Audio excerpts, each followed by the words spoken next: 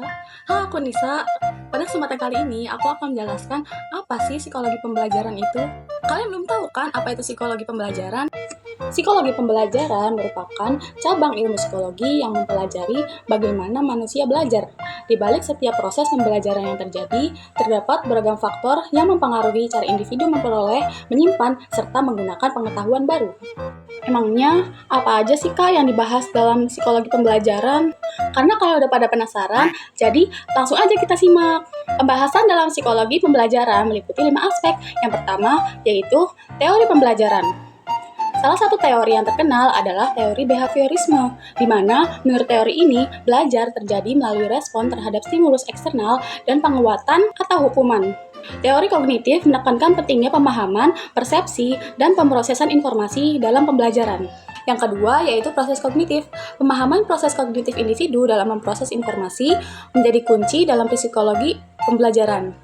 Proses-proses seperti perhatian, pemahaman, ingatan, serta pemecahan masalah memainkan bentuk peran penting dalam membentuk bagaimana individu belajar. Misalnya, memahami bagaimana memperoleh perhatian siswa, mempertahankan konsentrasi mereka dalam pembelajaran menjadi fokus penting dalam desain pembelajaran yang efektif. Selanjutnya yang ketiga, ada motivasi dan emosi.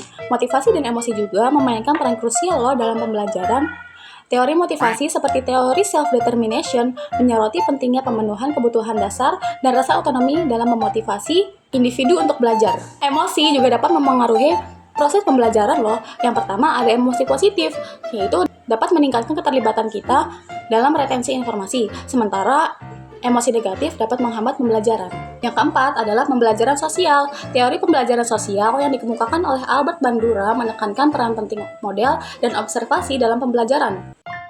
Meniru perilaku orang lain, menerima umpan balik, dan berpartisipasi dalam interaksi sosial dapat membentuk proses pembelajaran individu. Oleh karena itu, kolaborasi dan interaksi antara siswa menjadi aspek penting dalam desain pembelajaran yang efektif. Terakhir, ada diferensiasi individual. Setiap individu memiliki gaya belajar, kebutuhan, dan preferensi yang berbeda. Konsep diferensiasi individual menekankan pentingnya memahami perbedaan ini dalam merancang pengalaman pembelajaran yang efektif. Guru perlu memperhatikan variasi dalam gaya belajar siswa, menyediakan berbagai strategi pembelajaran, dan memberikan dukungan yang sesuai dengan kebutuhan individu.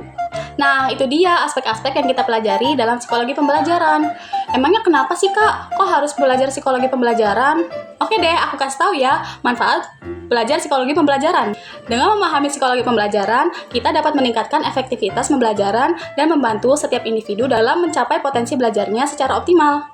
Ini bukan hanya tentang mentransfer pengetahuan, tetapi juga membentuk lingkungan pembelajaran yang mendukung, memotivasi, serta menginspirasi setiap siswa untuk berkembang secara holistik. Kesimpulannya, psikologi pembelajaran adalah ilmu yang mempelajari bagaimana manusia belajar untuk meningkatkan efektivitas pembelajaran dan mencapai potensi belajarnya secara optimal.